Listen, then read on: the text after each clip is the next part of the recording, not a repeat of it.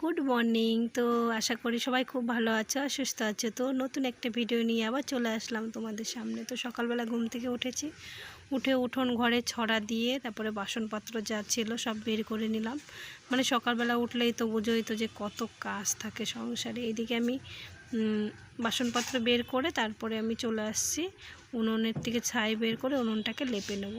আর এখনে তো মাটির মানে নিচে যেই উনুনগুলো ছিল সেগুলো তো ভেঙে দিয়েছি, জানোই তো তোমরা সবাই। তো আগের ভিডিওতে দেখিয়েছিলাম যে আগের মাটির উনুনটা ভেঙে দিয়েছি, তারপরে এখন না এই উনুনটা বানিয়েছি, পরে এই উনুনটাই এখন রান্না করছি।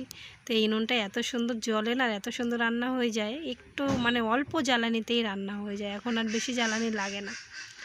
তারপরে এটাই রান্না করে না। এদিকে আমি সব কাজ কিন্তু টুকিটাকি হয়ে গেছে। সকালবেলা উঠে বাবারে বাবা কম কাজ থাকে সংসারে, প্রচুর কাজ থাকে একটা সংসারে। সকালবেলা উঠে মানে দম ছাড়ার টাইম থাকে না। এদিকে আমি ঘরের ডুয়াগুলো সব কিন্তু লেপে নিয়েছি, তারপরে আবার উনুনটাকে লেপে নিয়ে এখন তুলসী তলাটাকে লেপতে চলে আসছে। আর বাসনপত্র যা ছিল এঁটো কাটা সব বের করে নিয়েছি, ঘর উঠোন সব ঝাড় দেওয়া হয়ে গেছে। এদিকে মাস্টারমশাই আসছে আবার পড়াতে ওদেরকে।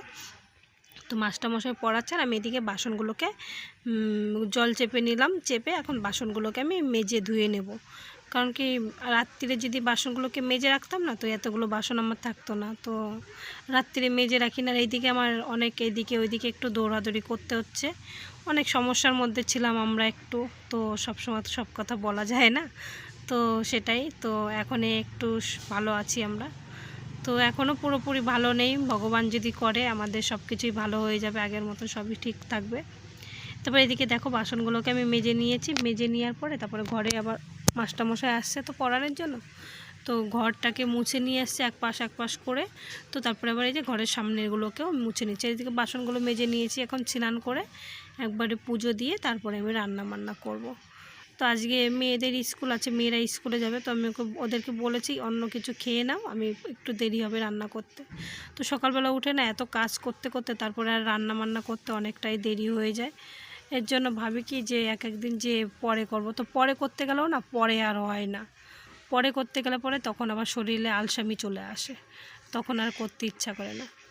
এখন ঘরটাকে আমি মুছে নিয়েছি সুন্দর করে। তো মাস্টারমশাই রয়েছে, মাস্টারমশাই পড়িয়েও চলে যাবে। তারপরে আমি এদিকে স্নান করে নিয়েছি, স্নান করে তারপরে চলে আসছি তুলসী গাছে জল দেওয়ার জন্য। তো রবিবারে তো তুলসী গাছের জল দেই না, পাতাও তুলি না। এখন আজকে যাচ্ছে তোমার শনিবার, তো আজকে তুলে জল ঢালবো। তো কালকে রবিবার, কালকে আর জল ঢালবো না, তুলসী পাতাও তুলবো না।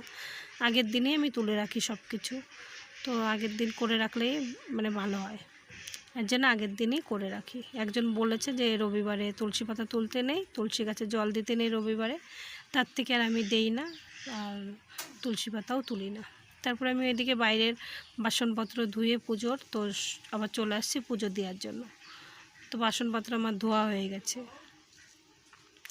বাসনপত্র ধুয়ে নিয়েছি, তারপরে চলে আসছি পুজো দেওয়ার জন্য। তো পুজো দিয়ে এখন আমি চলে যাব রান্নার কাছে। তো দেখো এদিকে আমি বাসনপত্র ধুয়ে নিয়ে আবার ভাতের হাঁড়িটাও এখানে আমি বসিয়ে দিয়েছি, এখন জালটা ধরিয়ে দিচ্ছি। তো দেখো কি সুন্দর জ্বলছে, উনুনটা ধরে গেছে। এখন আমি হাঁড়িটা বসিয়ে দিচ্ছি।